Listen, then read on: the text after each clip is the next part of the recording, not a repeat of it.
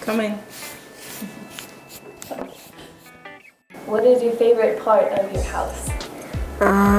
My daddy's office, because it's a nice small space and feels like I want to sit in there.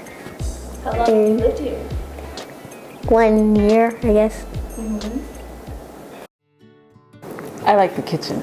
One of the things I was worried about was pressure in the kitchen. You know, when you're standing a lot and so on and so forth.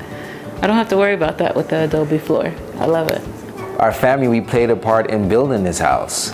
That's amazing. And just here in Moab, not many people are able to have a house right now, but through many programs such as community rebuilds, people are able to have a house. And so we're fortunate to actually have not only a house, but a wonderful location and wonderful neighbors.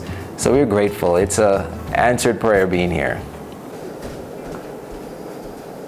What's your favorite part of your whole house? You had to pick one part. Say something, Jaden.